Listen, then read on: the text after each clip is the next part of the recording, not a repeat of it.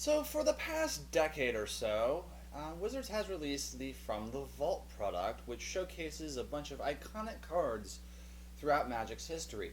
Each of these sets is made up of 15 cards that are iconic in Magic's history, either for flavor reasons, whether they're good in tournaments, or just to go with the flavor of the expansion being presented.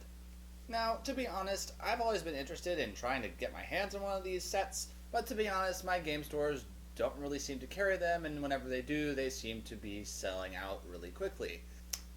The theme of this year's From the Vault set is From the Vault Lore, which gives us a bunch of cards that are very iconic and flavorful due to the fact that they shape the history and the fate of the multiverse. This month must have been my lucky month as I was able to get my hands on From the Vault Lore. So I figured what better way to spend this day of opening my first From the Vault product than to share it all with you guys and tell you if From the Vault Lore is really worth going after. So let's find out what's inside this thing. Honky. Okay, so this is Magic the Gathering From the Vault Lore expansion. This is, I guess you could easily say that this is a From the Vault set that will appeal to any Vorthos, considering it tells you all the iconic story events. Just to show you what cards there are in this set, we have 15 cards. I'll read the back to you. Delve deeper into the events that shape the multiverse and show your opponents that those who don't learn from history are doomed to repeat it. This limited edition set includes cards throughout Magic the Gathering history that are renowned for both their power and stories behind them. Surprise your foes with blasts from the past they'll have to see to believe. And as we look down there, I think there's quite a few cards that, well, yeah, they're definitely blasts from the past. And if you look down here, you see the 15 cards and one token, and yeah, these cards are nothing to sneeze at, folks. So contents include the 15 cards, the 3 with new art, and one token, which is the Merit Lash token, the exclusive spin down life counter, and a collector's guide. The collector's guide will probably give us a little more insight as to the story behind the cards, hopefully, because although I do know some of the stories behind the cards, I don't really know all of them. Let's open this up and make this a reality. Just to let you know, this box, I got this online, so this box may have had a wrapper at one point. I can tell it hasn't been tampered with because if you open it, the cards are still there, and hot dog, these are some spicy cards. I'll just say that much. The box itself is kind of neat. It has some nice texture. It's not like a lot of other boxes that are used on Magic sealed products, but let's open it up. I think this is magnetic, so you don't have to worry about like ripping it, hopefully. Yep, it's magnetic, so that's sweet. And here, oh neat, it has a little drawer here, so we can open it up and see what's inside. There we go. And here are the cards. Yes, so as I recall, there are 15 cards. The die, I don't know why I need a die. I'm not going to be building a deck with these cards. And the guide, which is beneath. Let's go through each pack and tell you the story behind these cards.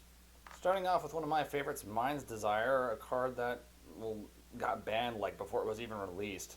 And it's very easy to see why. I've actually played this card in EDH, and unless you want a lot of people to hate you, I suggest you don't play this card. According to the guide, apparently Mind's Desire is based off the fact that the Mirari gave everyone eternal wishes, and, well, based on the storm effects and getting a card for every spell cast early in the turn, yeah, that's, well, pretty flavorful. Next up we have Mormir Vig, which is a classic card from the Ravnica block, the original Ravnica block, not Return to Ravnica block. He, I believe, is the original leader of the Simic Guild. He actually has his Simic watermark here on him. And he's actually very popular in EDH. He gets a lot of value, especially if you cast a lot of creature spells. I don't really know a whole lot behind Mormir Vig, other than he was the original leader of the Simic Guild, but I believe he actually died at the end of the original Ravnica block because he's not in the Return to Ravnica block at all. Next up is a card I really actually like a lot. It's actually really good with the pain spells and pain creatures like Spellskite and the similar crowd of creatures from New Phyrexia, Near Death Experience, where at the beginning of your upkeep, if you have exactly one life, you win the game. Also a pretty good card with Worship if you can get them both out. This is, of course, I believe, the story behind this is it's Gideon surviving a near-death encounter with the Eldrazi. Here's a card that I think is quite popular in EDH, Obliterate. It's kind of like a little more expensive Jackalhops that can't be countered. According to the guide, it says this was Baron the Wizard's last spell ever cast as he killed himself and, I believe, a bunch of other Phyrexians. And here we have another iconic card, the Phyrexian Processor, with a sweet new Phyrexian watermark. Hell yeah!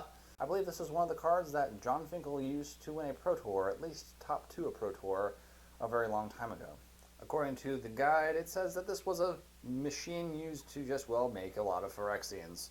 And its name basically just states that. Dark Depths, a card that's banned in Modern for very good reason, is home to the evil monster Merit Lage. I believe that's the story behind it mainly. It's just the ice lake where Merit Lage lives. And it's, well, still used in Legacy, and not so much Vintage. I haven't seen it too much in Vintage, but it is still used in Legacy to this day. Beseech the Queen is a nice tutor card that's nice in EDH. According to the guide, the card's flavor comes from asking the Fairy Queen Iuna for her eternal wisdom, because she apparently knows more than everyone else on the plane. Cabal Ritual is a card that's often played in Legacy Storm decks. According to the flavor of the story, the rituals were meant to be held for the Cabal Patriarch. Conflux is a card that sees play in a variety of decks, although there are few and far in between. The story behind Conflux is Nicol Bolas merges the 5 planes of Alara into one, causing several uncanny events to happen that are kind of awkward if you look at Alara Reborn. Last we come to my favorite card in this expansion, Umezawa's Jite. This card is still played in Legacy to this day, and it's very well liked, and just because it's a very versatile equipment, if not one of the most versatile equipments ever made. There's also a reason it's banned in Modern. It's really flippin' good. I believe Umezawa's Jite is owned by Toshiro Umezawa, who was a legend of Kamigawa, and I believe he plays a significant role in the story of that block. Mask is a card that used to see a lot of play in Legacy, but it really hasn't seen too much as of late. I believe the story is unmasking Volrath, and apparently he's a woman, I guess. Here we have Gissa the Traitor from the Scars of Mirrodin block. Gissa the Traitor is, I believe, a Phyrexian corrupted version of the original Glissa from the original Mirrodin block, and it's pretty easy to see where the flavor goes from this card, as it's just kind of your classic story of good becoming evil. Vault's kind of a wacky card just because it's not really played very much in any real constructed format, but it does serve a very huge purpose in the story of Magic, as it was originally the prison for both Evison and Gristlebrand, which allowed Innistrad to go into basically a downward spiral of depression. Memnarch is a card that is played in EDH a lot, mainly as a general. Since he has blue in his activated ability cost, you can play blue cards alongside his colorless cost.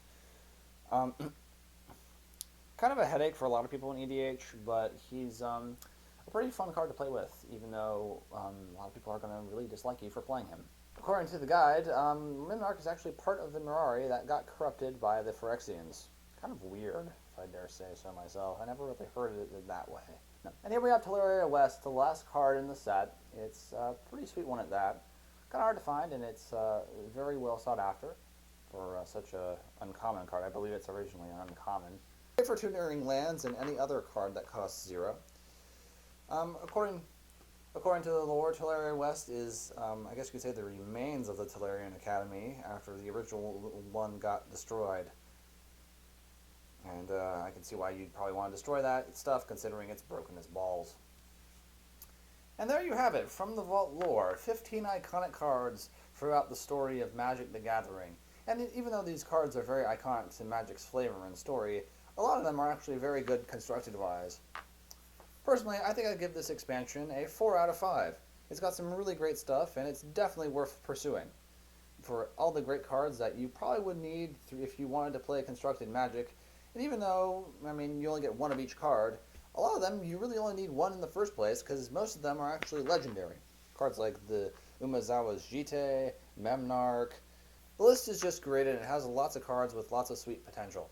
Thank you all so much for watching. If you haven't already, don't forget to like and subscribe, as everyone deserves to have the knowledge of Magic the Gathering, and doing so will help get this video out there. My name is Rio Spectre, and I'll see you all next time.